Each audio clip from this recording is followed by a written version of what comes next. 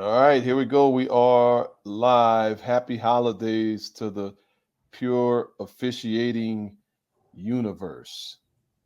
It's been really fun. My family has been so we have four children, as many of you know. All four of our adult children have been here in Denver. Well, one lives here now in Denver, but the other three came here. So for the past, I don't know how many days, we've all been in our two-bedroom apartment doing what families do: fighting, arguing, laughing, playing games.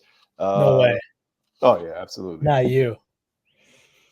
What part is not me? Playing games and Uh, laughing? uh, yeah, yeah. Let's go with that. Yeah. Yeah, yeah. So Well, that's cool. yeah, yeah. Um, had a little snowfall here in Denver. You missed it, Mr. Brandon Cruz. I know you were here Yeah. this past weekend. You missed the snowfall. Um, Um, yeah, we got a little worried. We woke up Sunday morning and there was a dusting, as they say, yeah. and then the wind came up, so we got even more worried. Blew all the snow away, but then the wind went down, and we had a nice little cold night. Yeah. I Yeah. guess the weather got worse. Well, it got colder. I'll say Yeah. that. And then yesterday and today it's been snowing. It's weird How are snow though. you? I'm not a snow connoisseur or a snow expert, but I think this is really sleet. I don't think it's snow because it's like little balls. Yeah, They're kind of are blowing like snow, but they're little balls. So yeah, yeah. That can happen. that's not snow. Is that sleet?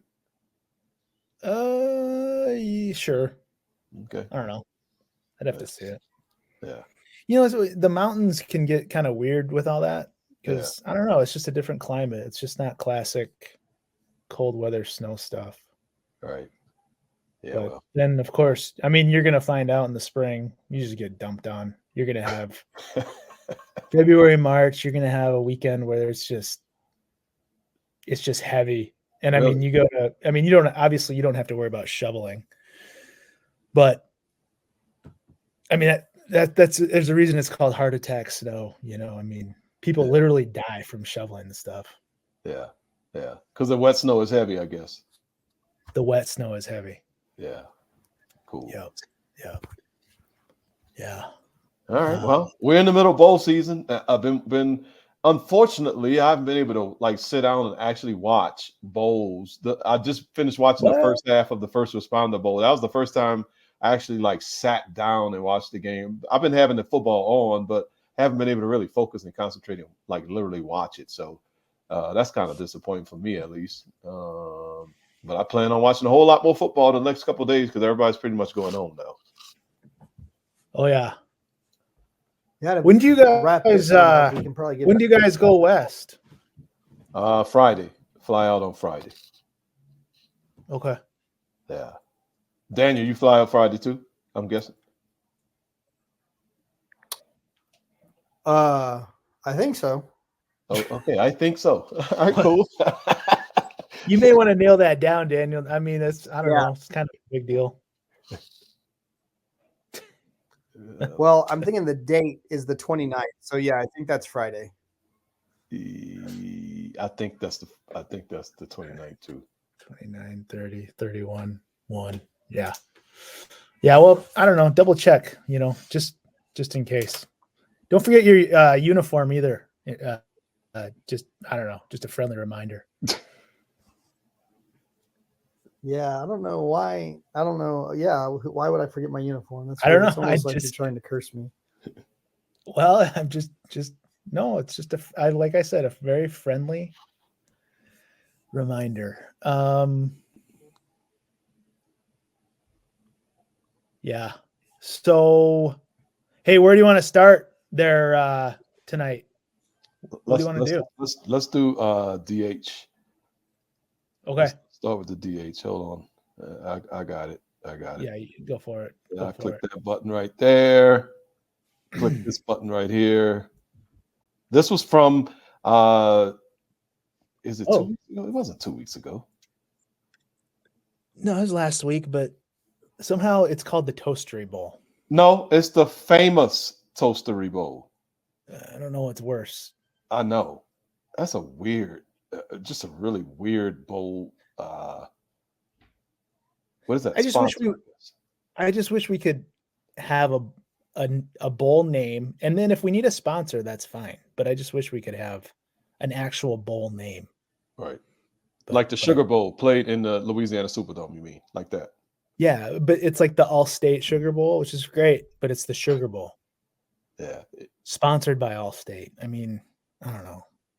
I'm not sure why the name of the bowl has to be the sponsor. But Well, that's these other bowls that ESPN created just for the purpose of making money. So they just there's no real bowl. It's I don't hate them. I'm not mad at them. I mean, I love the games. But yeah. Okay, so we're looking here. Yeah. The back judge threw a flag, number 3 receiver at the top.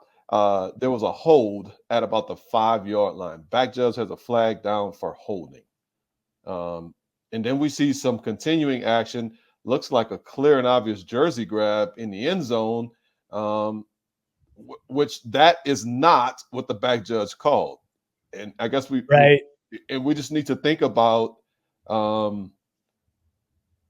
And Daniel, this is Daniel. I guess he's having connection. He's working through his tech issues like normal as usual. Yeah, but it was interesting that the back judge had the DH, which is understandable, and obviously, well, we can't really see it, but it was it's correct. The guy grabbed the dude around the waist, and it's clear and obvious DH on a ball that had not been passed yet. But then there's continuing action in the end zone. And then we did not have a flag on that. So it's interesting just thinking about how do we continue to play? How do we ensure that we finish the play?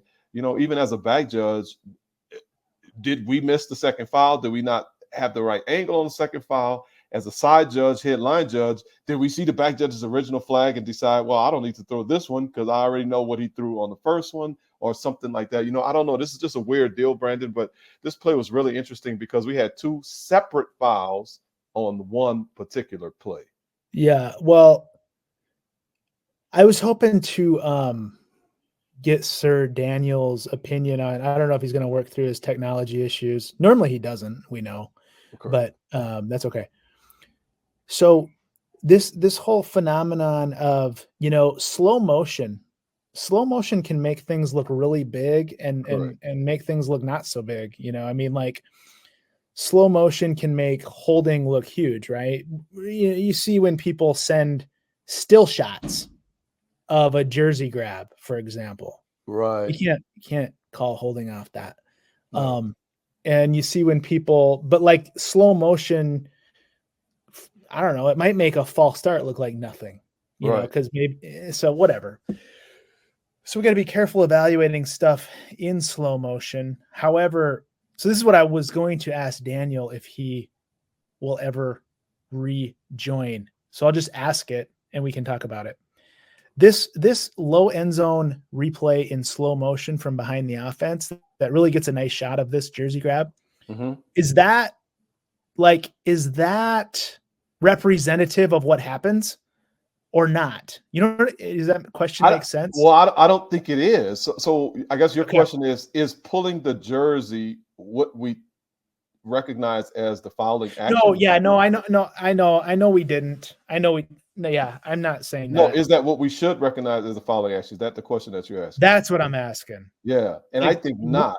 I think we need to look at the play in totality and recognize this is one of those deals, and I don't know if people have heard the term slingshot before, but number 29, he doesn't really restrict the receiver with a jersey grab, but what he does is he allows himself to be propelled forward by grabbing on the receiver's jersey. And you can see a clear and obvious acceleration of number 29 based upon his grab of the wide receiver's jersey.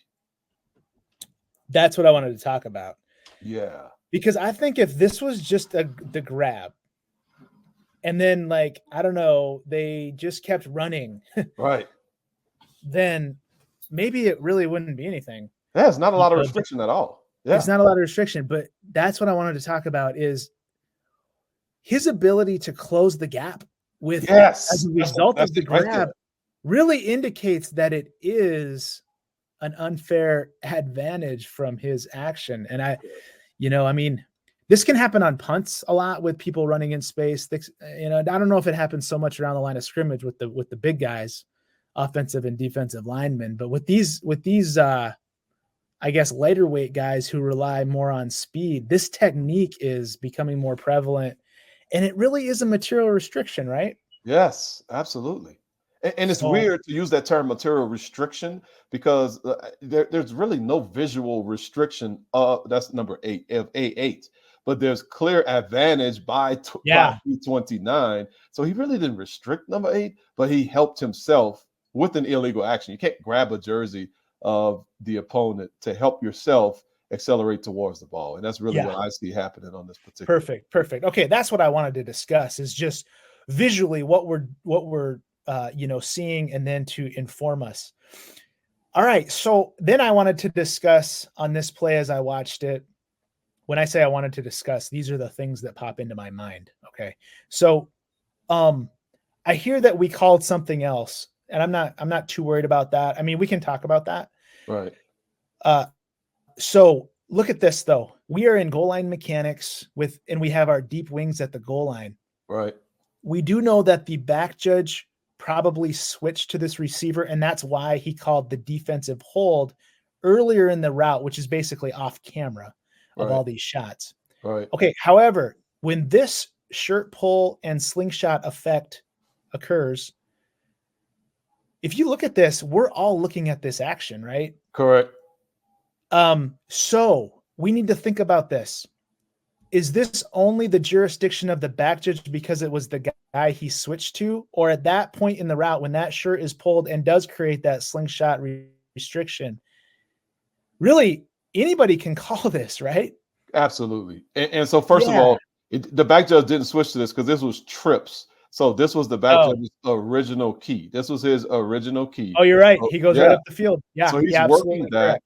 But that's a great point that you're making. By the time the ball is in the air, all of us in that area are at the interaction between the defender and the receiver. We really shouldn't be looking at the ball.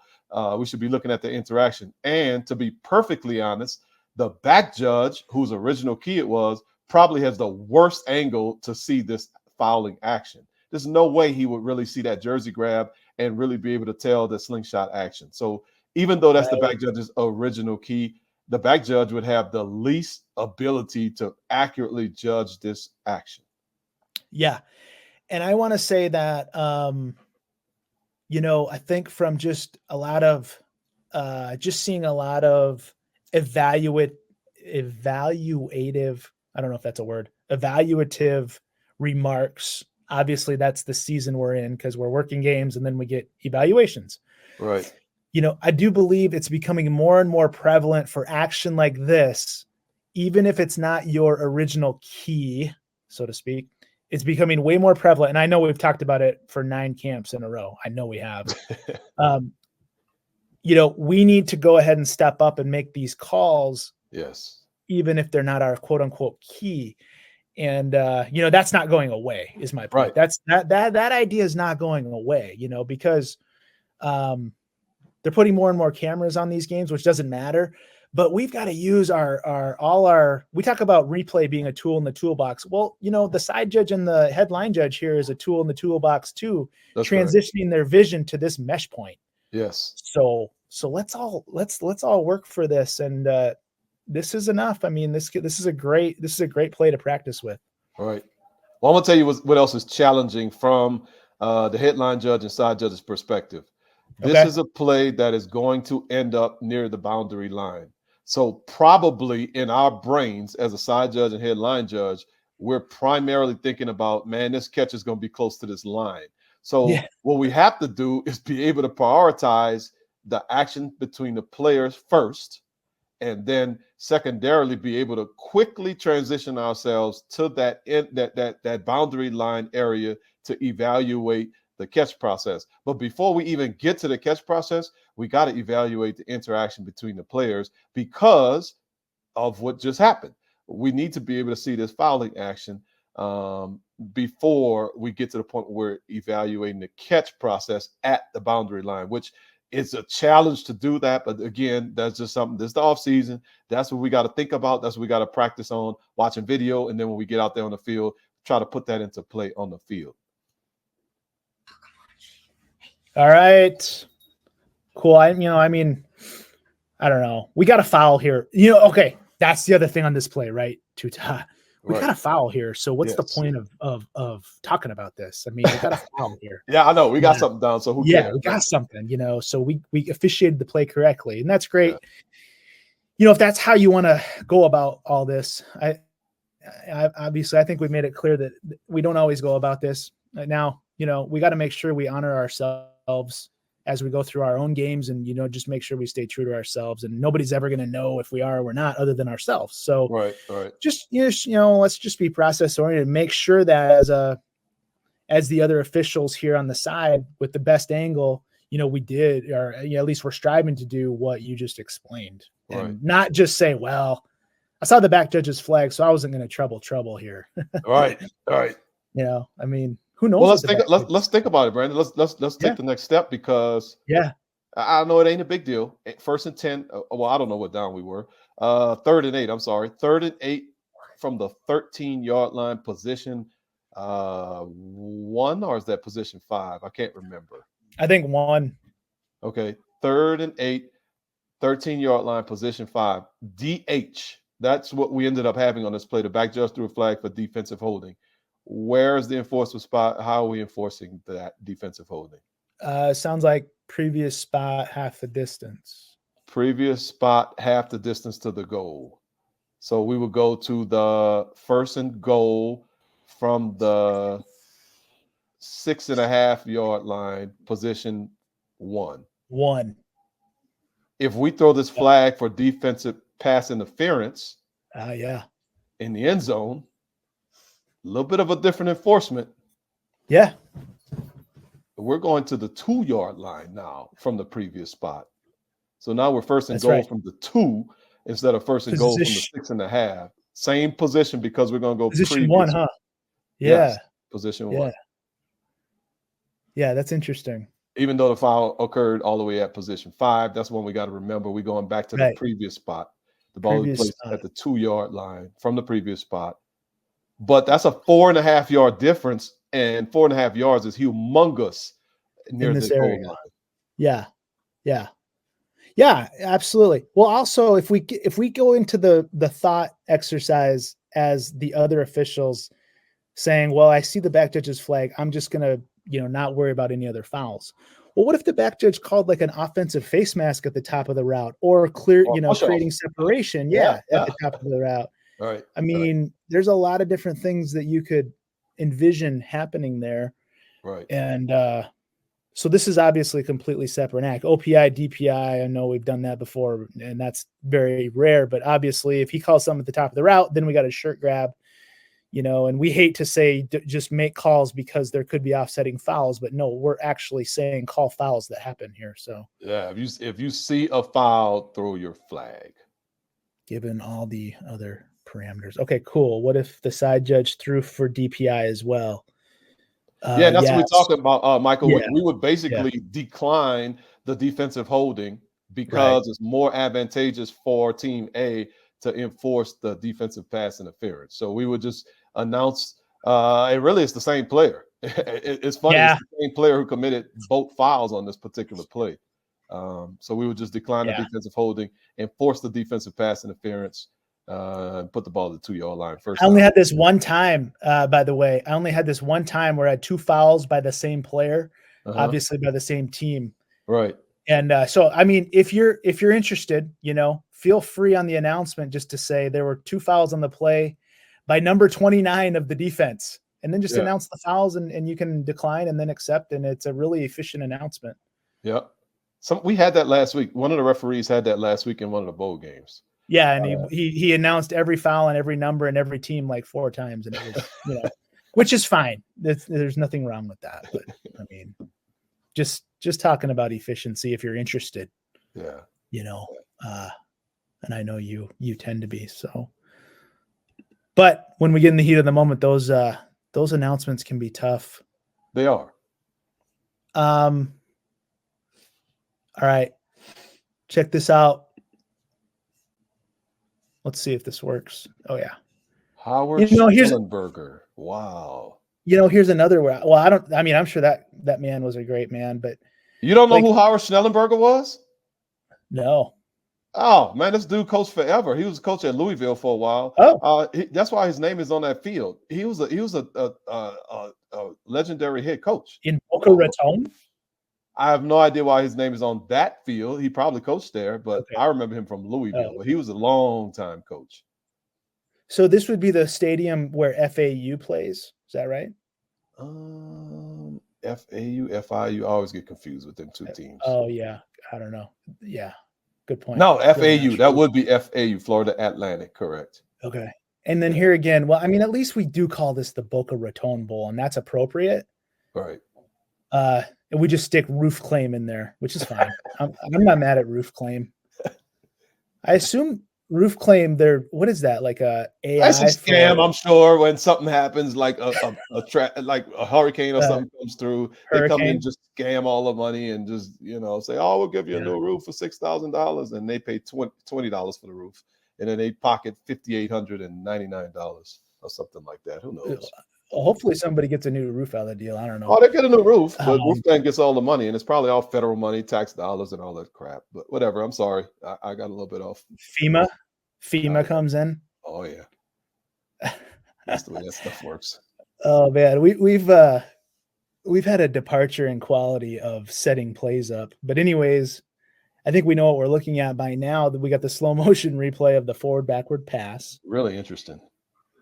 Yeah, so we got to talk about. I'm so glad Billick is on tonight. I think we got to talk about physics on this play. So let's get into that. We do have a controversial blindside block. I think all blindside blocks are controversial now, based on our discussion over the last 3 months here. You're struggling with those in this room. No, well, yeah, you could argue that. But anyways. One thing about this blindside block to talk about, since we've talked about it recently, that is the quarterback who receives the hit. Okay. Mm-hmm. So want to talk about, does that matter, with this type of hit relative to our decision-making process? And then, of course, we got to talk about how to handle this blindside block under a few different what-if scenarios. Okay. All right. So what about this dog into the physics experiment? Man. Yeah. Yeah. So it's forward. Now it's forward in video. Okay. So what about working this play on the field? And then we can get into replay stuff, because that's basically where all the what ifs come in. But what about working this play on the field? So we see the quarterback is moving forward, which is going to add just naturally some forward momentum to the football. Now that doesn't mean it's going to be an automatic forward pass. It just means that the ball upon release is going to have a little bit of forward momentum behind it. So let's just make sure. Correct. What's interesting about 38's body language is that I'm guessing this is designed to be a forward pass. Again, doesn't mean it's going to be a forward pass, but 38's body language is like, what's the big deal here? Everybody's returning this and I quit playing because it's an incomplete pass. Right. But it's tight, right? Yes. It's tight. So on the field, if we see this, I mean, I guess the way I always kind of like to frame this is, let's just say this, you were looking at this team for a game this coming week, not that you are, but let's say you were, and you put this play up for the crew. How would you hope to hear your crew discuss this play? Well, I want to know, what is the line of scrimmage official? What does he feel like his mechanics should be? His or her mechanics should be relative to holding the line, not holding the line, sliding down, depending upon whose initial key it was, who's going to work forward backwards. Because I've asked this question before. Sometimes, especially if you're working with a bunch of people who are not together, I want to know who are not together as a crew every week. I want to know, is the line judge taking forward backwards all the time? Is forward backwards going to be primarily determined by the direction the official whose direction the ball is coming towards, the official the play is going away from. I want to ask all of those questions and really just get an idea of how they're going to work. I could care less whether this is forwards or backwards when we're in That's right. our pregame sets. I really could care less. But yeah, that's a good point. Yeah, that's how we got to. It's tough though, Brandon, because the first thing we want to do when we put up a play in pregame is do forensics. Okay, did they get it right? Did they not? And honestly, I don't care, but I just want to know how we're going to work it if we see it tomorrow. Yeah, I mean, so that's the point. We just got to set ourselves up with the ability to work this. Now, on this specific play, getting ready for this type of play, we do have, it actually is a 2-by-1 set. The motion man is in the backfield at the snap, and there's another back in the backfield set. So it's just a 2-by-1 with a 2-back set, and then 38 swings out like this. Fortunately, in this setup, fortunately, this would just be, it's not as if the line of scrimmage official's eyes would necessarily be all the way downfield on a receiver. I don't believe. Right. And that number 2 receiver isn't really threatened at all. Anyways, so I think we have a good chance to get as accurate as possible on this. And again, it's super tight. It's super tight. Yeah.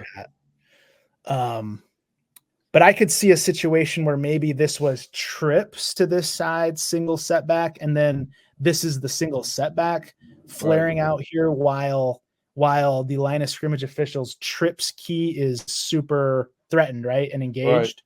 Right. Then this play takes on a whole other degree of difficulty. Yeah. Here, I think there's a good chance both line of scrimmage officials can have a judgment on this. Now, I don't know. I mean, so is the head line judge primary since it's coming his way? I've heard different things depending upon what crew you're talking to or what person you're talking to, and that's why I don't really care how we do it. I want us to be consistent when we work our game. So I would just advocate for ensuring that we're on the same page when we work our game, whoever the we is on our crews. I don't care. Cool. I honestly don't. I'm good with that. I would just say that, if there's trips to one side, then the opposite line of scrimmage official should be prepared for all these other things like forward, backward, IDP, quarterback threatening the line, all that stuff. And obviously dynamics can play a part as the play develops dynamically. Those things can change along with it. But, here, I think our headline judge is really set up to make a decent ruling. And we do see him as the ball hits the ground, he's hopping backwards, I was about to tell you that. Yes. And I don't know different mechanics. Some people, I don't know if we still have that thing where let's slide 2 yards in the backfield, let's slide 2 yards downfield if we repass. There's all these different mechanics, but we've always advocated for standing stationary at the line of scrimmage and moving when needed.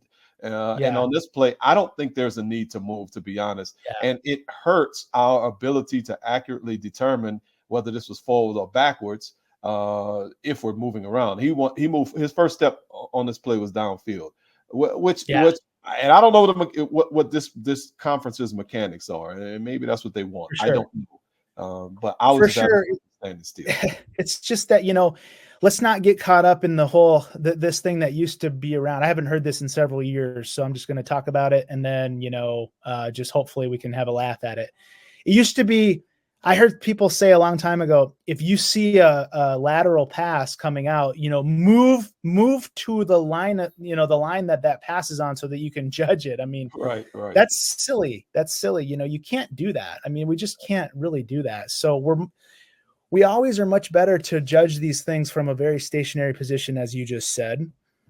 We don't want to move back to wherever he threw it from and then try to figure out where he touched it by movement. I mean, we just stand there and observe. So, it's nice when we can have a big line. We don't here, which again increases the degree of difficulty. This is kind of between 2 big lines. So we got to make a call. And so, so now let's go back into your pregame meeting room. So if your crew's arguing about this in terms of how they're going to handle it, is there any, would you ever step in and say, well, then if we have doubt here, what are we going to do? What are we going to do? Oh, like actually making the ruling, or how to determine who's making the ruling? No, in making the ruling. Oh yeah, in making the ruling, yeah. If we're working a game, especially if we're working a game with instant replay, if we have doubt whether it's a forward or back, we're just gonna have to let this play out, because we can always get help from the replay official on forwards and backwards passes. Yeah, and getting help, obviously, it's by rule that's reviewable. So we would certainly want to let it play out if there's doubt. If we have it forward, we're just going to make the call and rule it incomplete. Exactly. Yeah. And if we have it backward, we're going to punch back. So now, again, we do want to give proper signals to indicate our ruling. We would like, I do believe, I'll ask you if you agree. I think I would like to see the headline judge punch this back. Mm-hmm. And maybe he did. And it was off camera, but I think we would want that. Certainly if we're going to rule it backward, let's punch it back. Well, honestly, Brandon, he may have been chewing on it and trying to figure out, okay, goddamn, was this forwards or backwards? I really don't know. Ball hit the ground. He says, you know what? I'm just going to go with backwards because I'm not sure. And that could be why he didn't punch backwards. But if he knows it's backwards, let's say he's definitively playing backwards, absolutely, I would love a strong backwards punch. Okay. So don't punch if you're just using philosophy to let it play out. Well, I think it will get to the point where you don't know. Like if you don't know, I would not punch backwards if I don't know. I'm punching backwards if I know this is a backwards pass. If I'm not sure if it's a backwards pass, I'm probably going to sit there and try to think. And by the time number 5 picks up the ball and starts running, well, it doesn't make sense to punch backwards by then because it's obvious what we're playing at that point in time. I see what you're saying. Okay, that's fair. Okay, so just one more time, with 17 moving forward like this, let's just remember the ball is going to naturally travel a little bit more forward than maybe, other than if he was stationary. Now, again, that doesn't automatically mean it's a forward pass. Right. We've seen quarterbacks or other players running forward and throw the ball backward. Right. There's no doubt about that. But, just so everybody's aware, with him moving like this and throwing it out here, it's just going to tend to naturally travel a little more forward. I think that's Newton's second law, but I don't really know. I'm just guessing. Object in motion, staying in motion. Is that where you're going? Yeah, let's do it. Let's go with that. Sure. The ball's kind of in motion with his run, and then he throws it, so it's got a little forward momentum attached to it. I'm embarrassing myself in front of a physics professor right now. Who's that? That's not you, by the way. Definitely not a physics professor. But I Newton's did take a first physics law. class. We already got correction. It's Newton's first law. So I just remember, back in the day when we would be doing some of our training and the narrator would be, guys, it's just physics. Come on, it's just physics. Like, oh, Right. okay, it's just physics. Yeah, I mean, it happens in the blink of an eye. Anyways, I'd like to hear your thoughts on coverage of what ends up being called as a blindside block, which is whatever. Let's talk about it being the quarterback. Let's talk about the referee making this call, and let's talk about some enforcement options. So what, I don't know, wherever you want to start. So 3 weeks ago, I think it was, Brandon, we saw I think it was a field goal that got blocked or it was muffed or something. And the defense ended up picking up, and I made fun of the referee. He was working to get back to the goal line, and I don't think he remembered to really look at the kicker. And the kicker ended up getting hit with some blindside block type of action, which the referee missed.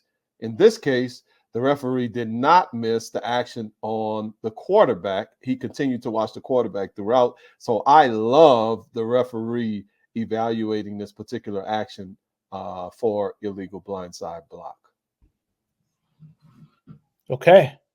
And just the call itself, are we good with? I don't know if I'm good with the call itself. I love that. Yeah, this one is tough because let me ask you that.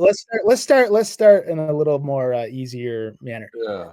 Just because he's defenseless, is it a foul to hit him like this? No, absolutely not. No. I agree with that. No.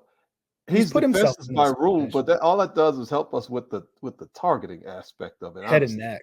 Yeah. Yeah. Okay, great. Just because he's defenseless, that doesn't mean we can't touch the dude and we can't block. Well, yeah, I mean he's pursuing the play. Oh, he's participating in the play. Absolutely. I wouldn't. I mean,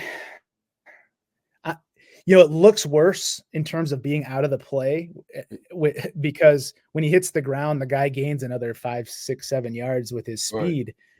But when that hit takes place, he's only like 2 yards behind him from a lateral standpoint. So. And he's absolutely running and chasing and all of that stuff. Yeah, he's not out of the play. This is not a hit on a player that's away from the play, what we would call like a UNR. Okay, cool. Player. Absolutely. All right. So we've been talking about outside the field of vision and then attacking with force to lead, to equal blindside block. Correct. Absolutely attacking with force. Absolutely the blocking action for me fits what we would want for illegal blindside block. The questionable aspect on this particular play is, was this hit outside the player's field of vision? And that honestly is going to be in the eye of the beholder. I think on a play like this, they're almost running parallel to each other. However, I don't know. I mean, it's almost like the guy who delivered the hit on the quarterback was at a lateral position ahead of the quarterback down the field when he bent his run towards the quarterback. So I almost feel like the quarterback saw this block coming, but just doesn't know how to put the block on. 100%. Yeah. Yeah, come on. I mean, man, I don't know. This just seems silly. This is not what the I don't know. I guess I'm editorializing here. Again, the stuff we say is not meaningful for anybody at all, other than just, our opinions. But come on, man. They're both running towards the same area of the field, and he puts a shoulder into him. Come on. Yeah. Yeah. This isn't peeling back. This isn't swimming upstream. This isn't a brick in your hand or whatever we say. No. I don't know. No, I'm with you. I think if we look at the hit itself and the result of the hit, we could get swayed a little bit and say, man, this dude took a hell of a hit. Yeah, because he's a quarterback and he doesn't know how to take a block on. He doesn't know how to, use his body to absorb some of the contact and maybe deliver some of the contact back into the player who's blocking him. But to say that the quarterback that this block came from outside of his field of vision, I don't think that that's accurate. I don't believe that. And I get why we're, I get why we can react to this. It's a big hit. It's shoulder to shoulder. If we didn't see anything else about this and we just looked at this in a vacuum, it would kind of look like what a lot of blindside blocks look like, illegal blindside blocks look like. Yes. In a way, Yes. But yeah, because the result of the play is a dude flying, getting murdered, basically. He got destroyed. But he got destroyed because he just doesn't know how to take on a block. Agree. And that's not his skill set, and we get it. Correct. Which is why he's defenseless, by the way, by rule. He is defenseless by rule. And that all those things matter, but again, that protects his head and neck. So even if this was somehow the most clear and obvious non-blindside block in the world, but it did attack his head and neck, that would be a foul, right? Yes. Yeah, because he's defenseless. You cannot hit a defenseless player in the head and neck area. You can't attack a player with forcible contact to the head and neck area. And we know that that was put in from, I don't know, it was some game down south somewhere where it was this exact situation. You got a turnover and these defensive players were just going after the quarterback. They want to kill the quarterback. Oh, absolutely. It's like, okay, they're fair game. We're going to go. And some dude decapitated a quarterback and then they just made him defenseless by rule, which, that hit that caused it was a foul anyways. So, I mean, I don't know. It's kind of an unnecessary deal, but it's a notice, right? It's a notice to these players like, hey, he's defenseless. Yeah. Cool. Let's enforce this with a couple. Before we do that, Brandon, Michael Billiker had a question in the chat about, would we as a referee talk to the line of scrimmage official and inform him that the quarterback was moving forward as he released this pass relative to the line of scrimmage official's decision on forward backwards pass. My opinion was that I would not get into that. I would let the line of scrimmage official make his judgment. I wouldn't give him any information that, honestly, I don't know if that helps him in the moment, but I don't want to get into that. I would prefer not to do that. Yeah, I mean, I agree with that. I don't know if we lost your audio too. Gosh, I hope not. But I agree with that. In the moment, it's so forward, backward pass. If we just think about, skill sets of the different positions, forward, backward pass is a skill set of line of scrimmage officials. Correct. And, I don't really know how useful it is for a line of scrimmage official to hear from a referee, hey, the quarterback was moving forward. Like, I totally get what Michael's saying, and I'm not opposed to it, because I like to overstep my mechanical areas of responsibility. Yeah. Yeah, we know. No, I'm joking around No, a little bit. But anyway, yeah. But in the moment, if there was a question, it could come up, but I don't see us just going and saying, hey, the quarterback was moving at a 60-degree angle forward towards the line. I don't know if we want to do that.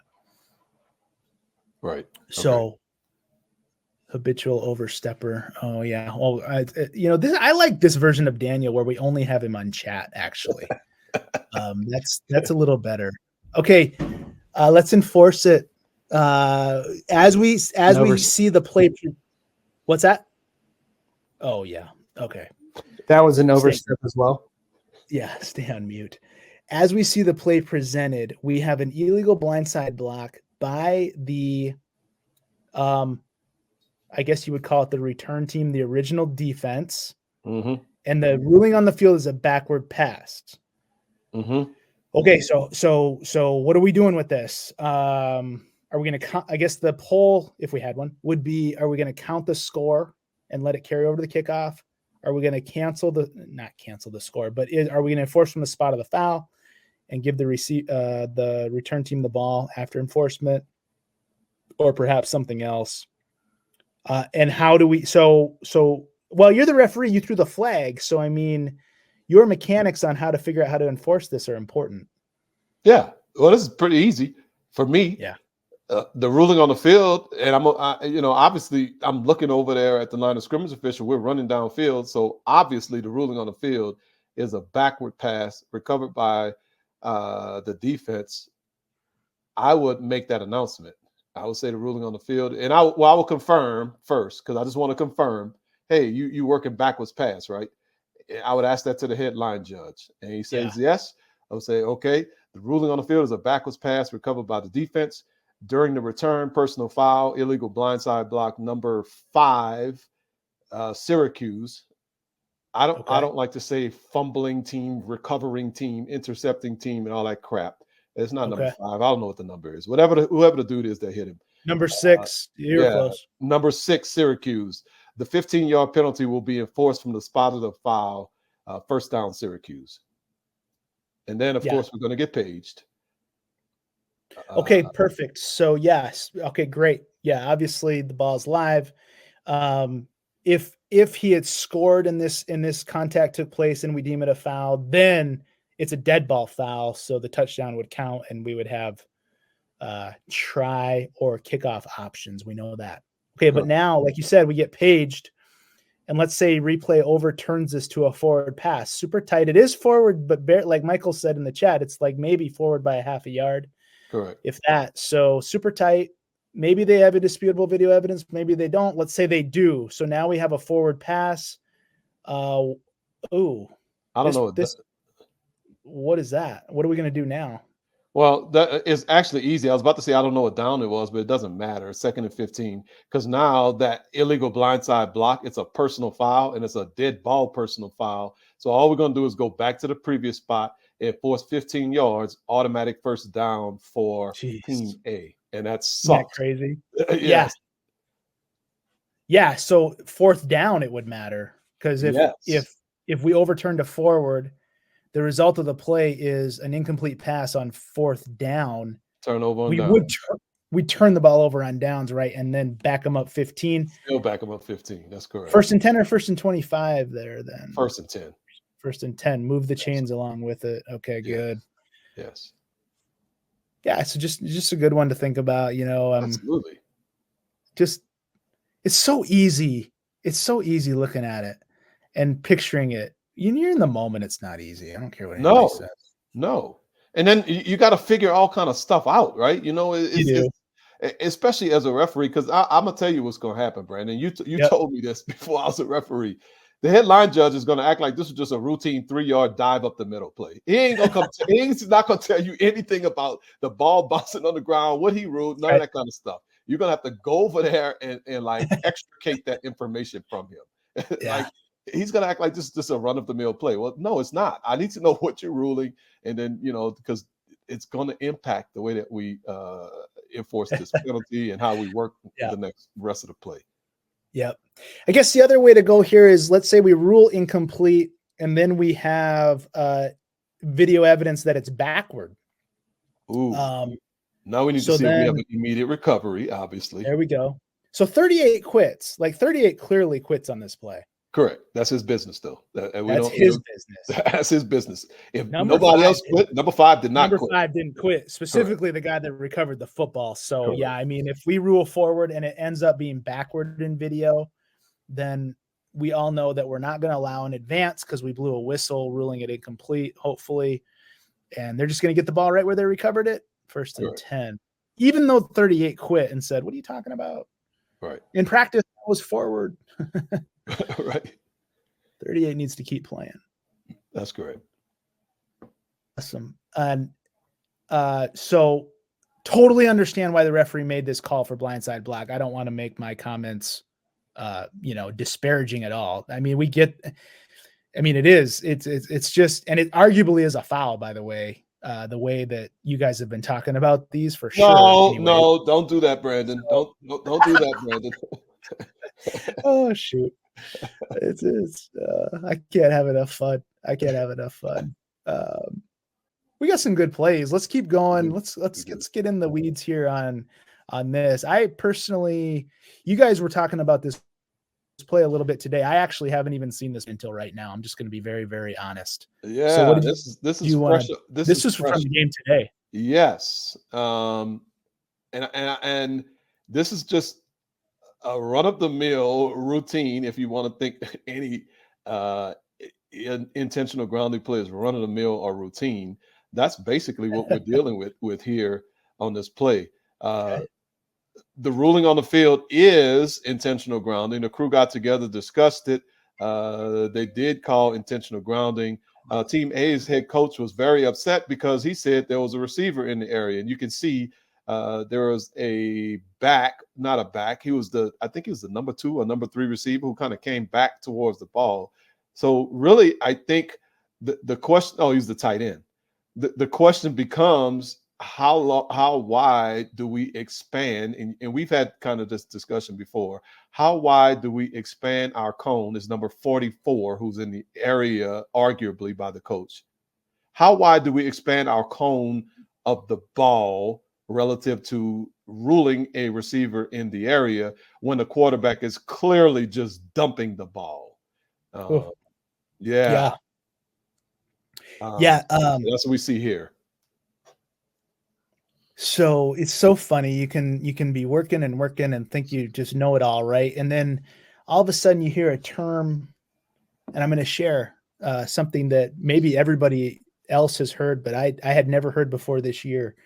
And it does actually relate to intentional grounding. And it's 2 words. It's a phrase, no air. This is no air under the ball. Right. Right. Right. So it's not a spike. I mean, a spike is intentional grounding no matter what. Right. Would you agree? Like if he just spikes the ball, that's intentional grounding. Sure. This isn't that, but this is no air. I mean, this is no air under the ball. So well, hold on. Unless he spikes the ball at the feet of a player. I know that's not what you were talking about, but that's not what I was talking about. But right. it's a good clarification to be thorough. Yeah. So this isn't just spiking the ball, but this is just throwing the ball, clearly dumping the ball, and no air underneath the football. So Right. when there's no air under the ball, and again, I don't know. I thought I kind of knew about how to officiate football in certain, and I had never heard that terminology before until this year. So no air. We really want to shrink down that radius around the football Yes. in terms of putting receivers in the area. So here, this isn't even close to me. This So isn't even close. as a referee or center judge, because we both are ruling on this back there, are we Hopefully. depending upon the line of scrimmage officials? Because we always say intentional grounding is a two-person call. Oh We yeah. need help Oh yeah. from the Crew. wings or the deeps. Yeah, Mhm. yeah. Do we need help on this, or is this one that we would expect to own because of the no air concept? Yeah, I think let's go ahead and own this because of no air. Now, nothing's absolute in what we do. Sure. If we rule no air, let's own this. That does not mean that the line judge or whoever on the line of scrimmage official or both, or even the umpire here could, even if you anticipate and see body language that we're going no air, Right. and he does in fact put the ball right at the feet of, let's say, number 50 is actually eligible in this case. Right. You can come in and say, you guys are going no air, but that ball landed right at the feet of let's say 50 is number 44. Right. Well, then they come in and help us. I mean, just because if that guy is eligible, if 50 is eligible, this is a no air pass, but it is legal grounding. That's you see correct. what I'm saying? Yes, because it's right at his feet. It's right at his feet. So I would like to own this, but that doesn't mean everybody else is off of it. Right. Well, I want to take it a step further, Brandon. Even if I am coming in and you feel that, man, this dude's about to say intentional grounding, I still want you to come in and say, hey, I got 44 right here. And I'll say, yeah. I know 44 is over there, but the quarterback didn't put any air in the ball. I saw 44. Good. I'm still calling intentional ground. I still want that information. Perfect. Even if the other officials know that I'm quote unquote right or whatever, or if they think they know and I'm ruling, I still want that information. I think we should always bring information if we have it that could help us properly enforce a play. Yeah, I mean, I think that's really good. And I just want to figure out how to best communicate that. Because what we're kind of saying is that in a no air situation, the referee's pretty much just going to take over, and center judge. But you're right. Everybody else needs to do their own thing. Right? Everybody else needs to continue to perform their own part of this usual two-part foul. So I agree, hey, 44, I don't know. What do you like? You don't want people to say, hey, 44 was 7.5 yards away or 8.5. No, I want him to say 44 is in the area. That's all I want. 44 is in the area or not. Yeah. Because that's really what the judgment is. Is he in the area? Yeah. Is he not in the area? That's right. So that's right. If the line of scrimmage official says, hey, I got 44 in the area, I'll say, all right, cool. Thank you. But I know the 44 was right there. I saw him, but the quarterback he didn't put any air in the ball. He was just spiking the ball. Yep. I'm going intentional grounded. Yeah, totally. I love that. And I think that would be how to perfectly work this play. Yeah. So kudos to the crew. Who knows how they got there, but because we've all been on meandering paths to arrive at intentional grounding fouls or not. Right. And we've certainly, I don't know about you, but I've certainly arrived at the wrong conclusion numerous times, unfortunately. But you learn from those, and that would be a really great path for this play. Right. Somebody to come in and just, whether you have 44 in the area, from the line of scrimmage official, just report what you have. The referee can say, doesn't matter, no air under the ball. Center judge can say that. Center judge has a great look. Like, let's be real. The center judge has this whole play right in front of him. Yep. Right? Just work the whole play. Just own this. I mean, just own this play, right? Yep. I don't know what center judge has his hand up, so we could maybe talk about why, which I'm not really sure. Center judge can just totally own this play, because we don't want to be given the dead ball signal here. I don't think. Yeah, I'm not quite sure what that dead ball signal was. But as I'm just looking at the way this, everything's in front of you from a center judge standpoint. So let's just own pretty much everything. We understand the no air concept, even though it took me 22 years to learn that.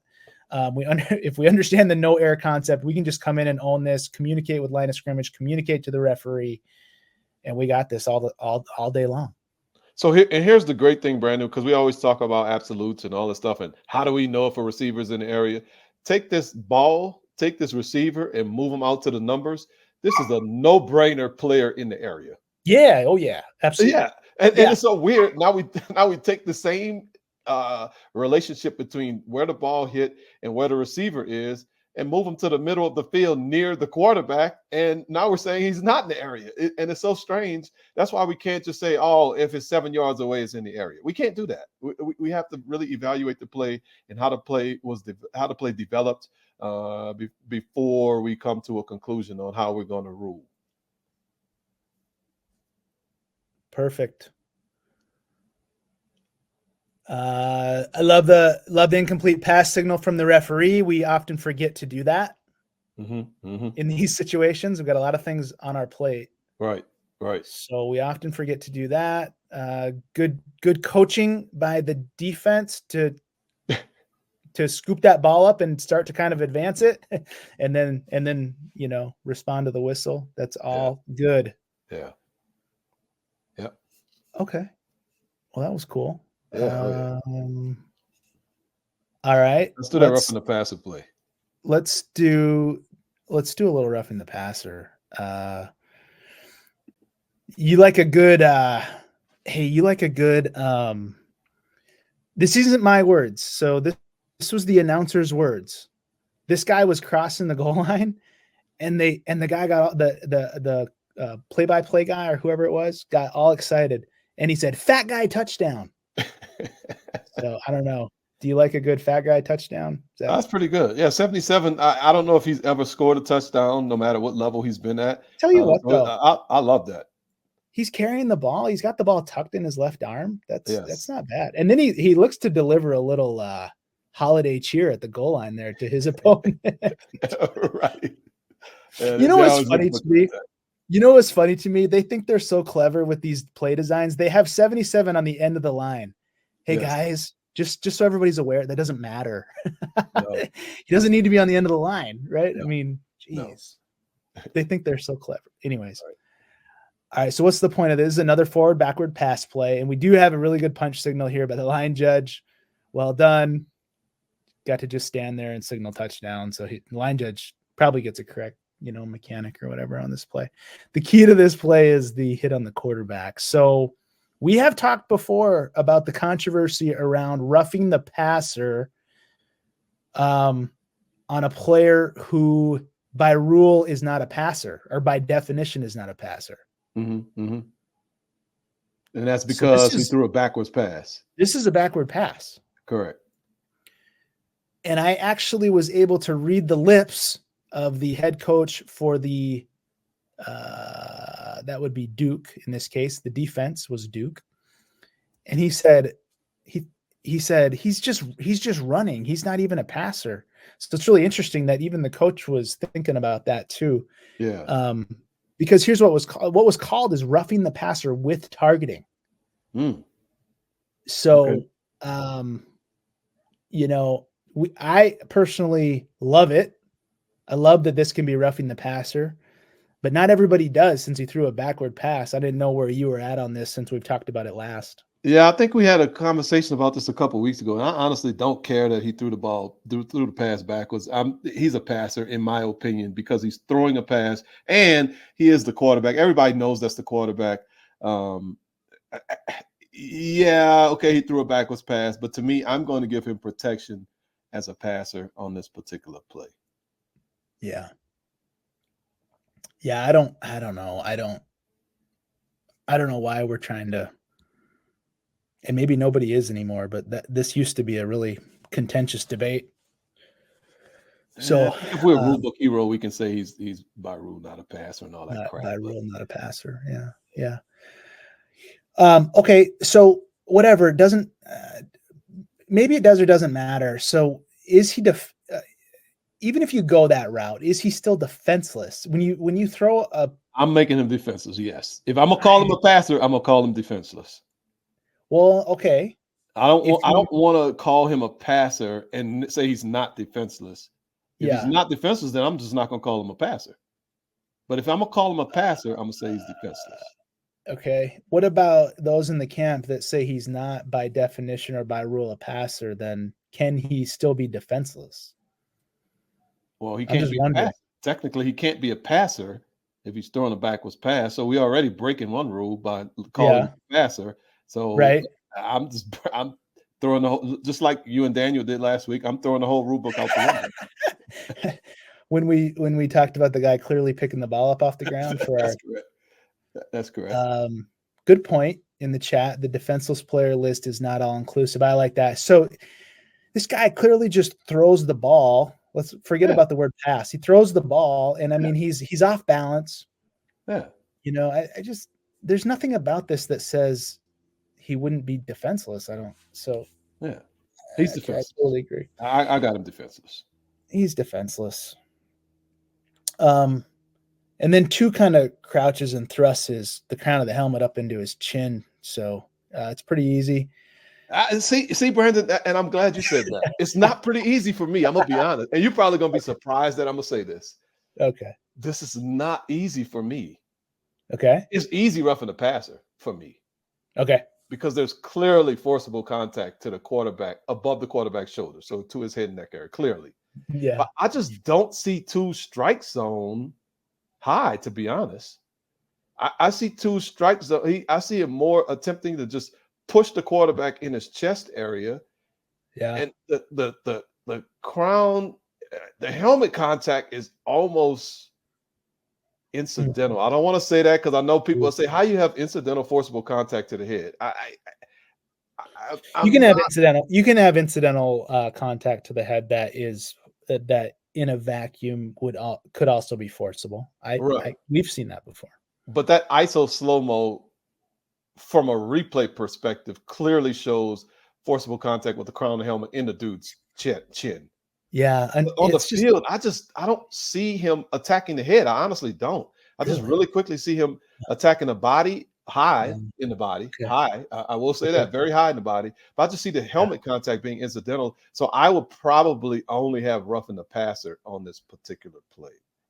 I'm fine. I'm fine with that. I mean, if that's what you have in real time, I have no issue with that at all. I just, I want to make sure we don't get out of this play without having roughing the passer. I mean, that's you gotta have. You can't just be hitting dudes in the head like that. You can't have forcible contact to the head like that.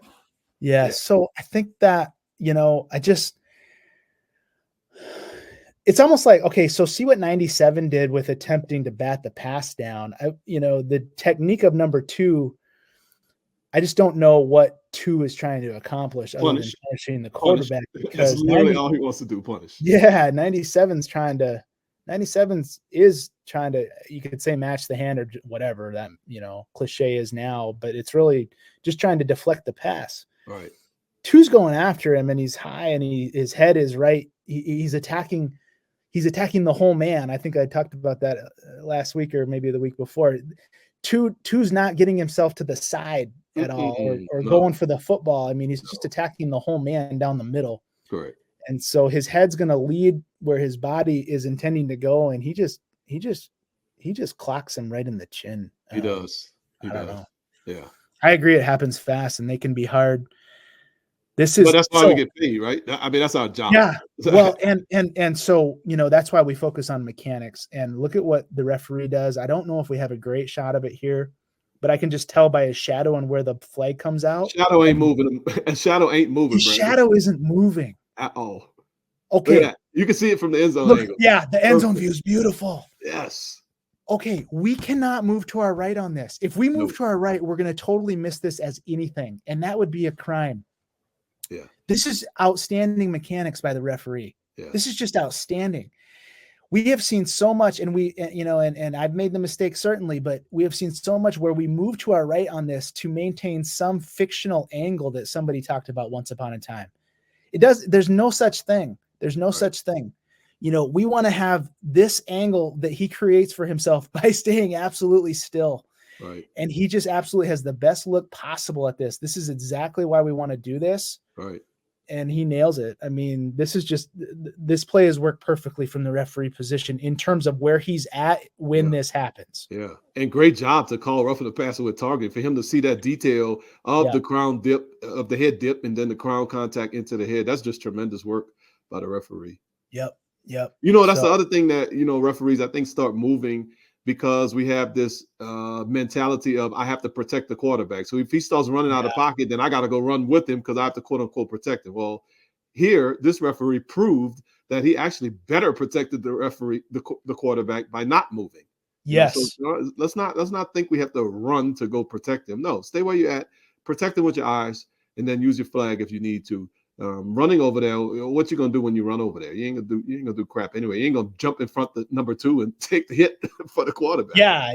So, come on. Silly. It's always been such a silly remark. You got to protect the quarterback. Yeah. We'll protect him, I guess, but just outstanding. I mean, I honestly didn't even process that part of this play. I just thought it was an interesting play with the backward pass. We get into the rule. The wording of the rule is weird. We basically just ignored that. Was this a try or a touchdown? Because we got to enforce this. Oh, 3rd and goal, so this is a touchdown. Oh, yeah. Good point. Yeah. And then the team is down by let's see. That's 14. What's interesting. They're down by 14, so this puts them down by 8. It's popular now to go for 2 when you're down by 8 because of analytics, and it's the likelihood of getting the 2-point conversion is higher than 50%. I'm waiting for you to tell me to stop. I'm cueing myself. I'm just letting you go because I don't want to get angry. But anyways, when you're down by 8 late in the game after a touchdown, it's popular now to go for 2 to try to then inform what you're going to do on the next touchdown to tie or win the game. So it could be important to some to get that 2-point conversion from the 1.5, I guess it would be. So we gotta go get that option from Team A's head coach. Yeah. It is late in the game. Shoot, it's under 6 minutes to go in the fourth quarter, and now they're going to be down by 8. That's perfect. Yeah. That's perfect. Do you want me to go deep into the probabilities and statistics of that or not? No, I think it's dumb. I'm gonna be honest. I know. Why would you play to tie? Why would you play to tie when you have options in your tool belt to potentially win the game? Well, for me as a coach, I want to extend the game as long as I can. If we miss this 2-point conversion, in my opinion, we lose a lot of hope for our team. So I want to kick this extra point. Yeah, absolutely. You're still down by 1 score. No, it's 17-9. If we miss the 2-point conversion, well, now we got to go. We still have to go get a 2-point conversion, which is not an automatic. Kick the damn. I know, but the odds are in your favor that you're going to get at least 1 out of those 2-point conversions. That's okay. Well, I would like it to be the game-winning 2-point conversion, and not this one right here where I now set myself up. I have to get a 2-point. Well, if you get the 2-point conversion on this one, then all you have to do is kick a 100%, 99.9% extra point to win the game. You play to win the game. I don't know if you ever heard a famous coach say that. Montana Grizzlies versus, I think it was the Furman Paladins, if I'm not mistaken. Our guy, the kicker, missed the extra point. Yeah, well. Yeah, okay. So, I don't trust kickers. I'm sorry. Well, then that's another good reason to go for 2 here. No, there's no pressure right here. Kick the extra point. No pressure. Okay. I thought you were like an engineer math guy. I am, but not when it comes to football. I'm a purist when it comes to football, and I don't believe in analytics. Billick is not happy with you right now. He's a math guy. No, he's fine.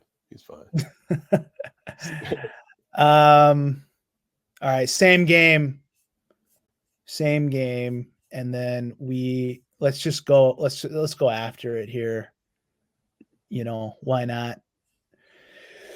Why not go into it? So this is more of our classic targeting conversation, right? Yeah. Receiver coming out. We got a little what's that route? That's not a wheel route. I mean, what is that route? What did he? He kinda Where started. did the dude come from? I wasn't even paying attention to where he came from. Yeah. I don't know if he goes in motion or what. We got all these slow motion ISOs. We're doing the targeting process here, obviously. Defenseless, indicator, and then force.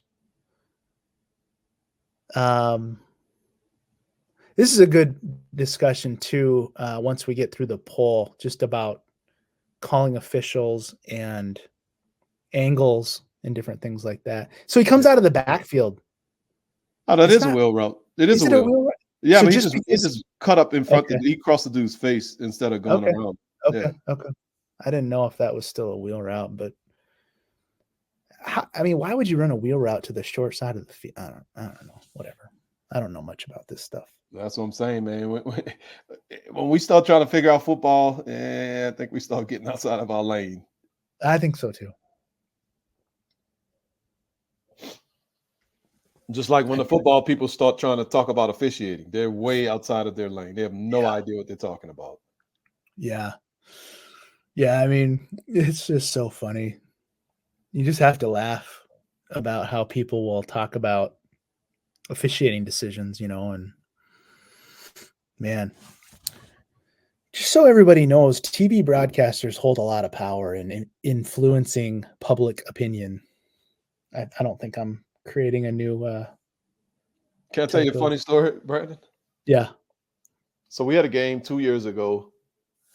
We had a broadcast crew. They destroyed our crew Oh yeah. for a quote unquote obvious missed targeting Okay. on a play very similar to this. All right. We were 100% right. But I watch all my games back on TV because I want to know how it plays on TV. Well, the broadcast crew destroyed us. And of course, they have the microphones. They're able to talk. So they sway all of the public opinion. That's exactly right. That's what I was saying. Yeah. A couple of weeks later, we had that same broadcast crew. Oh. The sideline reporter is really the one who was destroying our crew because he happened to be near where I was talking to the head coach about the quote unquote missed call that we had. Oh. And he said some things that was totally wrong. Okay. Well, I couldn't help myself. Boy. I fought. I said, you know what? I'm not going to say anything. But then I just couldn't help myself. He looked at me and he kind of engaged me. So I just went in on this dude. And I told him, I swear I went in on him. I told him, look, when you make comments about things that you really don't understand, it really affects the perception of our competency on the field. And it really hurts us when you do that. And I explained to him about the targeting process. I explained to him what we're looking for. I explained to him everything that we do when we're evaluating those things. Because I didn't want to just be I'm just attacking a dude. I wanted to give him something as well and show him and share with him that, look, man, I really want to help you be better at your own job. But I went. Do you think he took it that way? He didn't listen. Because you could just tell he didn't listen and he just did whatever. Yeah. But I felt better after because I just didn't. It was totally unfair the way that he painted us in our first game, and I just couldn't help myself. I just had to, Oh my gosh! Oh yeah, I went in on this. The Salam School of Sideline Reporting. I love it. I absolutely love it. Oh yeah. I mean, their job is to create interest. So I know, but don't talk bad about the officials, especially when they're completely and totally wrong. If he has if he doesn't even understand the process, much less the judgment aspect of what we're evaluating, then he's just really lost. So I explained to him the process, and I can let him. He can do whatever he wants with judgment. I don't care. But I explained to him the process. Oh my gosh, dude, that is hilarious. I can't. It's hilarious. Oh, he's thinking, when is this conversation going to end? What is he talking about? Yeah, well, he engaged me. It was his fault for engaging me. What is he? The process of targeting. Like, what is this guy talking about? Like, we just see a guy get hit in the head. What's the problem? Right. Oh, man. All right, we got a good poll result here. Let's go. We got a really good poll result. Looks like the chat is kind of getting active too, so that's fun. Here we go. We have, I know how we do this usually. So defenseless player, 100%. That's obvious. Yeah. Come on. Right. I mean, in the act of catching a pass, We don't even that one's spelled out, unlike the last one, but we don't. Obviously, he's defenseless. Good job. Hey, let me ask Okay, you this, though, Brandon. Yeah. Let's not drive past that. not Is drive this an past- obviously incomplete pass where we Oh would yeah, flag for personal foul? I wanted to go there. I wanted to go there. We might as well go there now. Yeah, because we got to hit. So this guy, and this is going to get into element 2 a little bit, but this guy is not playing the ball at all. It has no earthly idea about playing the ball. No, he doesn't care. He wants. He to hit. is so at risk for this being a late hit, man. The ball's still in the air in real time. Not that that's our measuring stick. I don't know if in real time this is going to feel all that late, but it's borderline. Well, This is another one. It doesn't have to be late. If it's a clearly, if it's a pass that's clearly uncatchable, he can't just tee off on the dude. No, okay. Well, then we have another judgment to make. I guess I wasn't even going there. I wouldn't say that. I don't know. I wouldn't say it's uncatchable personally. Right. It's overthrown. It's overthrown. Yeah. But wait a second. This is a good talker. Maybe I'm confused. You're throwing the word uncatchable in, which of course we always apply to DPI. What I'm saying here is, if there was DPI here, we would never take it off for this ball being uncatchable. Correct. 100%. Okay. Now, but do we apply the same standard for a quote unquote hit on a defenseless player, which we don't? I do not believe we do. I would not. Yeah. Okay. So then, I hear you. So then it's an overthrown ball. Does the defense have some responsibility here to realize it's an overthrown ball and lay off on the contact? Is that what we're talking about? That's exactly what we're talking about. All right. So, well, what do you think? Honestly, I think it's close, but I don't want to go there on a play like this. It's the defender clearly knows that this dude ain't catching the ball, but I'm not comfortable. I would like for this ball to be a lot less obviously uncatchable than what it was for us to throw a flag for personal foul on this particular play. Although I do think it should raise our antenna and we should consider it. Not that we would throw the flag, but I do think that we need to consider it and think about that when we see this type of contact with the pass being so obviously overthrown. Okay. So another indicator would be that the wide receiver gives up on the ball. Right. I think. Right. He sticks his arm out. The guy initiates his. I'm good. I don't have this. I don't think I have this as UNR, but I don't either. I could be convinced that it's close. I do think we need to consider it. I agree. I think it's a good play to talk about it. And what, exactly. What does it take for this to rise to the level of UNR just on its own? Right. So that's really good. Let's go to element 2, where we do have 37% seeing an indicator. Yes, on the indicator, 37%, which of course means 63% say no. So that's getting closer to 50-50 rather than 100. What about indicator here? I voted no indicator. I was struggling to find an indicator here. Although number 7 is doing nothing to show me that he's trying to play the ball or do any kind of tackling action, I really just see him obstructing the player and letting the player kind of run into him. I don't see him really forcefully attacking number 20. I see him kind of just running into number 20 with his body, and more or less just kind of getting in position such that number 20 would contact him more so than him attacking number 20. I just don't see an indicator here. Yeah.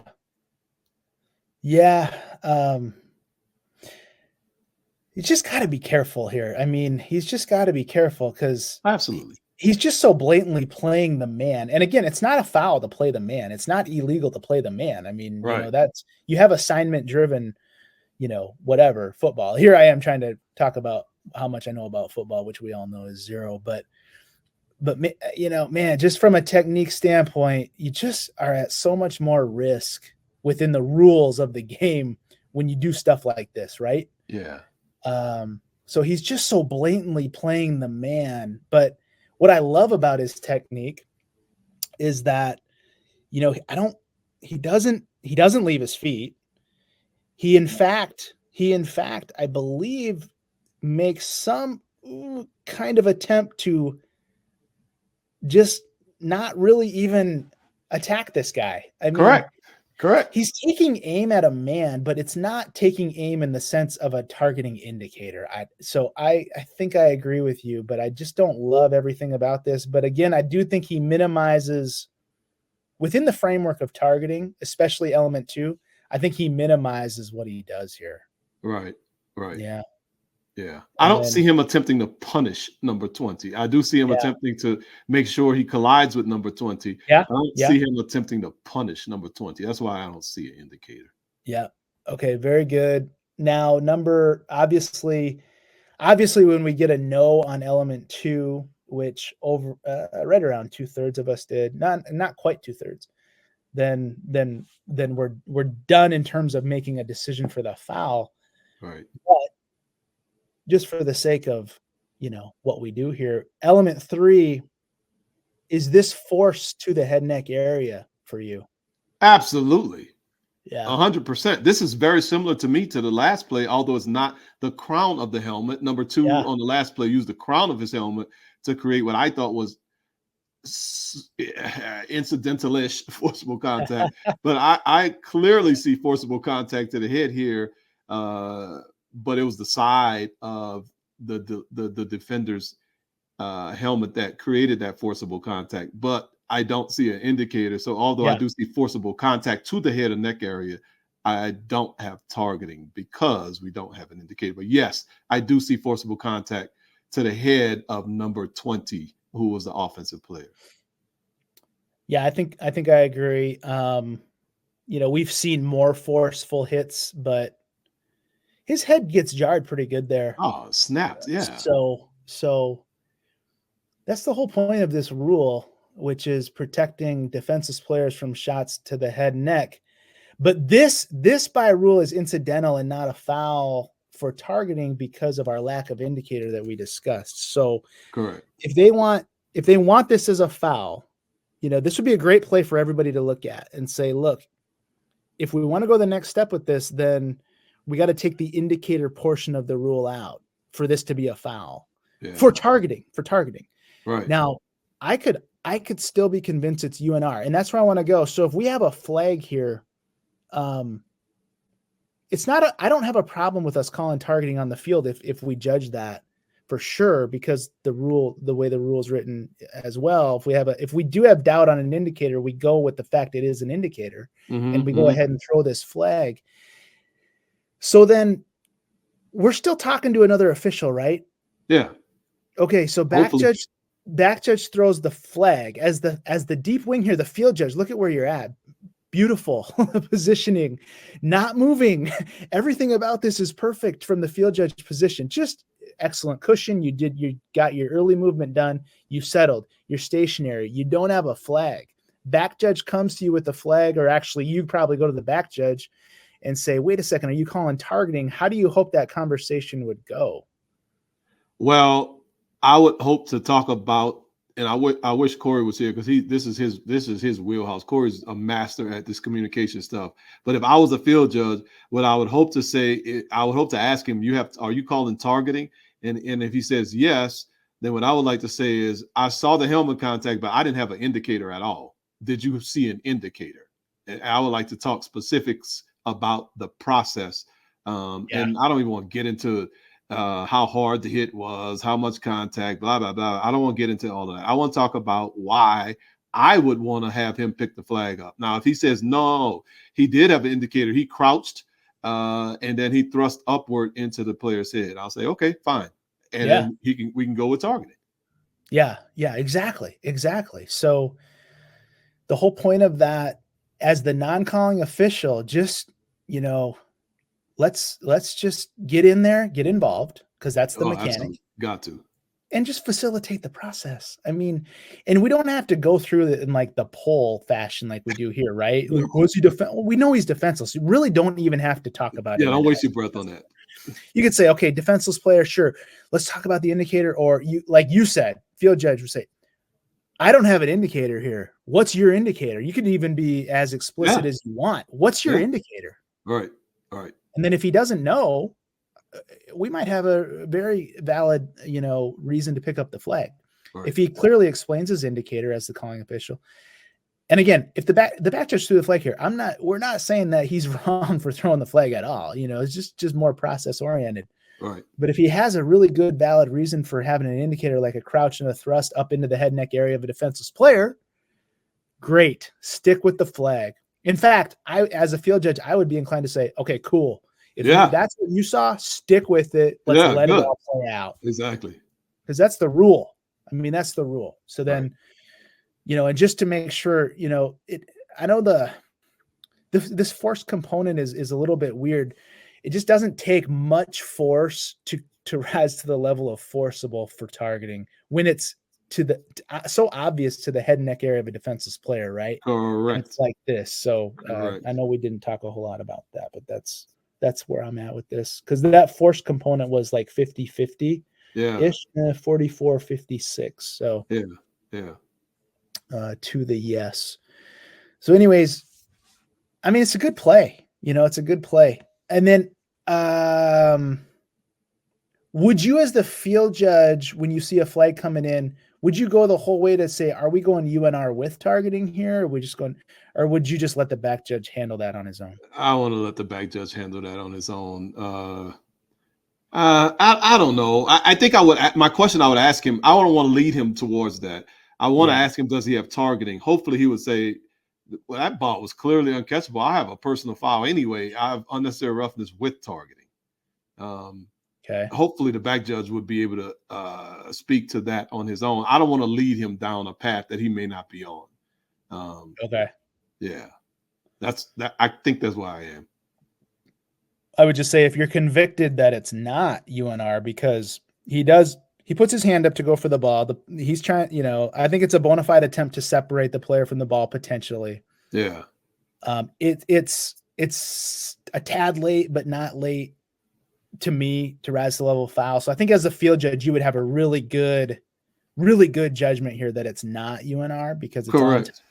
Yeah, and if he tells me he has UNR with targeting, then we can have that conversation. But I don't want to lead him in that direction because he may say, "Oh, yeah," and then he may create something, and then we stuck on having another conversation on the field about just something that Yeah, I mean, your point is really well taken because just like I think psychologically you're ripe for more details to shape what you're going to report. Right. So then that's a great point. So if you say, hey, are you on UNR with targeting?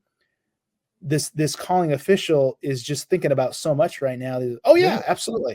Right. Whoa, wait a second. No, I didn't say you should. I mean, man, oh God, now it's a mess. Now we have a mess. Yeah, exactly. I guess then, okay, so if you don't want to put that out in the atmosphere right away, I don't know. I don't know, man. It's just funny to think about all this stuff. Because if he goes ahead and reports unnecessary roughness with targeting, do you then go in as the field judge and say, whoa. We are not having a with targeting foul here. I don't know. Like, do you go to that extent or just what do you I would do? hope that when we have our first initial conversation that he would let me know if he's going to do that. If he doesn't tell me he's doing that, then I would have to trust that he's not doing that. Then if he does, man, I don't know. I might be stuck at that point, Brandon. And honestly, as the field judge, I would be standing there and I would say, you know what? I could see why he would do that. I don't like that as a foul, but I could understand why someone would. So I don't want to substitute my judgment for his in that moment after he's already reported it. It gets kind of complicated at that point. But I would hope that our initial conversation, this will come out. That's my point. But it's just, man, there's a lot of communication that happens out there. So, oh yeah. I don't know. All right. This is always my favorite topic. So let's go for it. Why not? This is from today too. This is near the end of the game. Not sure if the video is playing smoothly on your side or not. Yep, I'm good. Okay, good. There's not a whole detail here on the video, but we're just looking at a call for defense offside.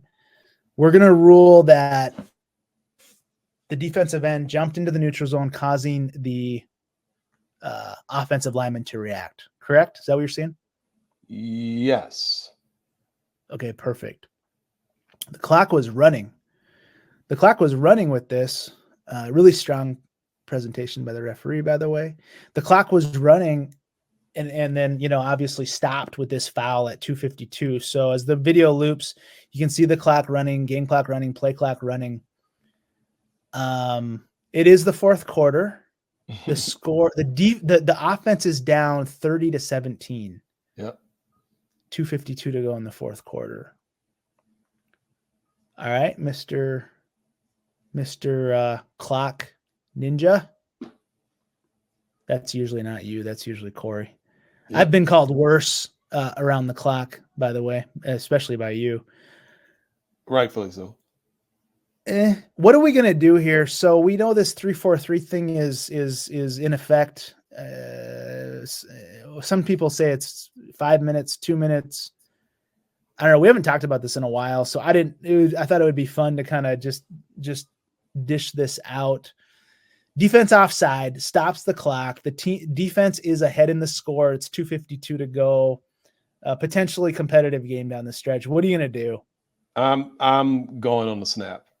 So really? Absolutely. What? Absolutely. Okay. So the rule book gives us the rule book gives us the authority once we get. He said the rule book says we should consider invoking this rule once we get under 5 minutes. For a situation like this, Team A is about to make this a one-score game. This is a really important time area of the game. If we were under 2 minutes, obviously it's not even a question. We're going on the snap. But in this case, good. Hang on. So right there, let's just make sure we all are all good as we sit around your campfire that you always talk about. Yeah. Under 2 minutes. I've never sat around a campfire, by the way. Yeah, you have. Really? I've not. No, I've only been camping one time in my whole life. I was like 7 years old. And you hated it? You hated it? I'm not a camper. I figured. Yeah, there was they didn't have masseuses out there in the forest. So, anyways, okay, under 2 minutes, there's no decision here. No it's decision. On the snap. Correct. Period. End of sentence. Under 2 minutes. Okay. So what are you doing?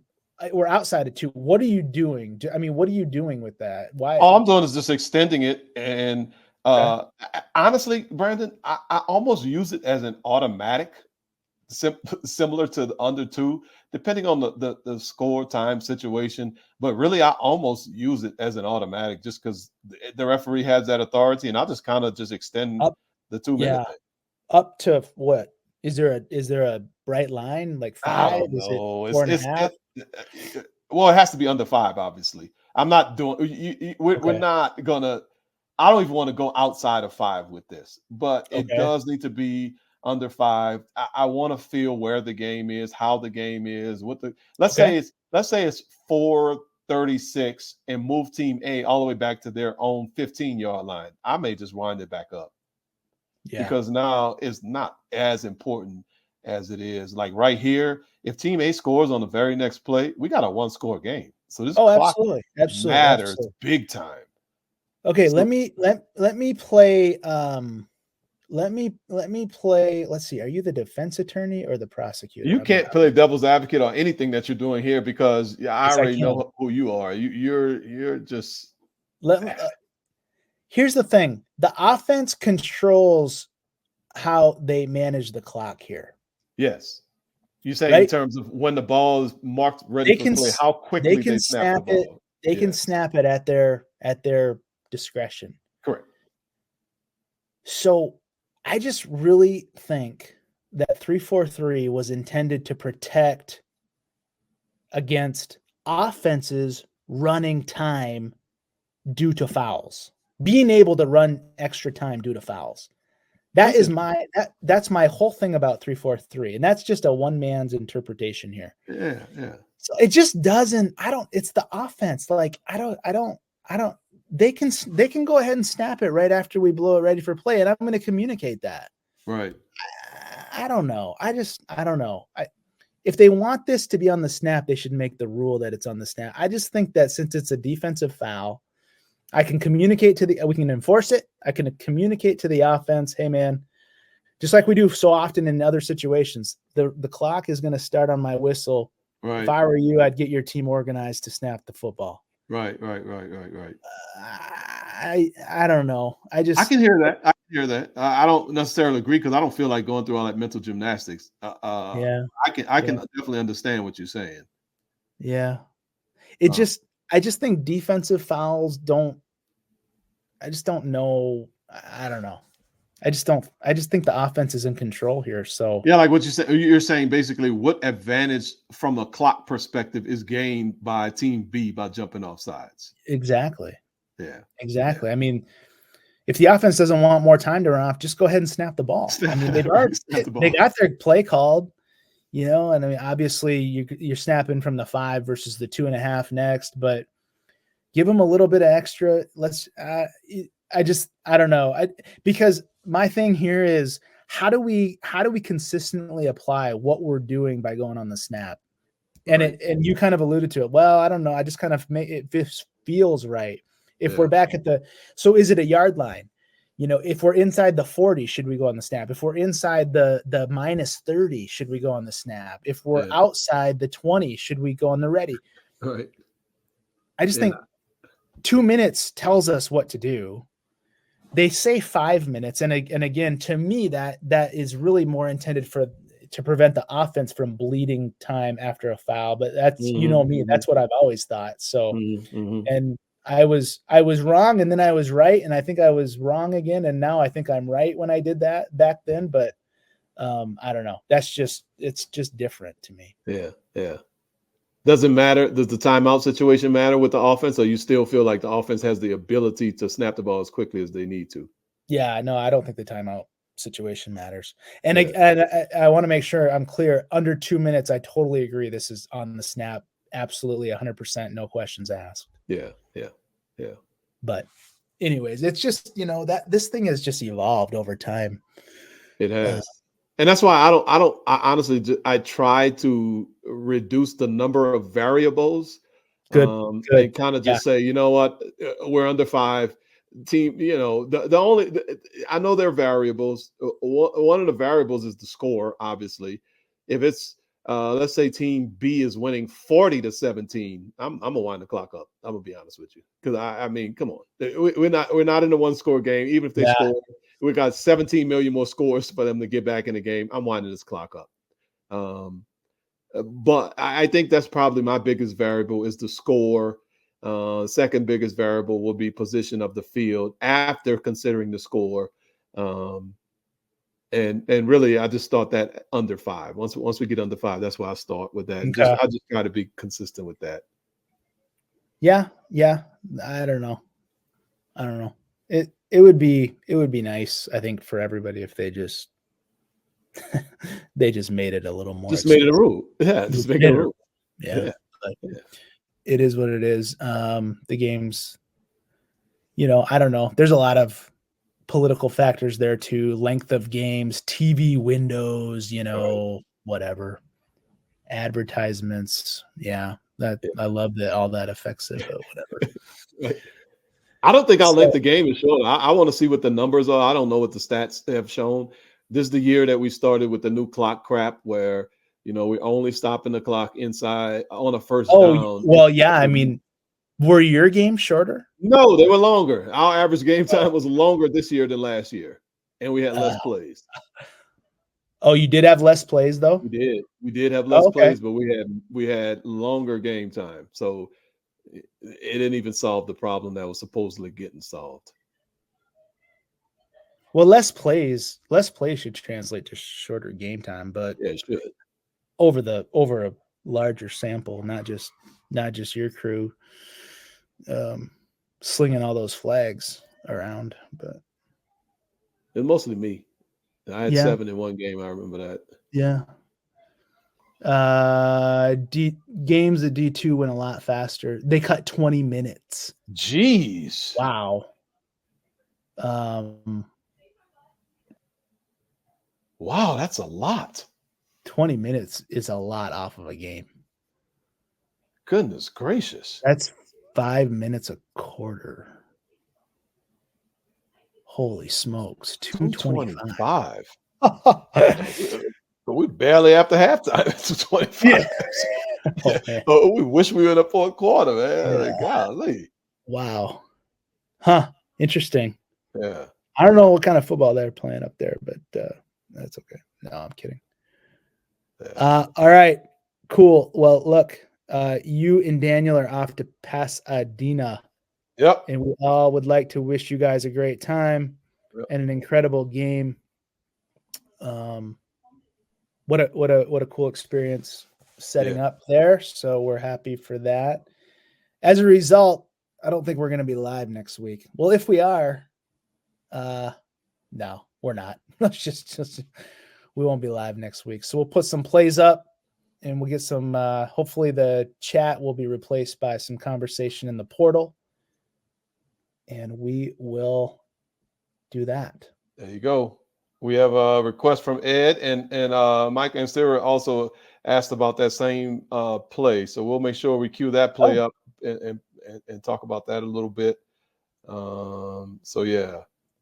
Sweet. Yep. Sweet. Yep. All right, man. Well, belated Merry Christmas to you and your family. Yep. Give all those salams a hug from us. And absolutely. Same for the Cruises. Yes, sir. Yep. Everybody else out there, Happy New Year. Yep. And for all those still lucky enough to be working football, which is the officiating version of the holiday blessing, right? Exactly. Exactly. That's awesome. So go get them. We know that Michael Griffith is one of those, and there's others that we start naming names and then we forget people. So I'll just exactly. It's all good. All right, man. Take care. Safe travels. See ya. Yep.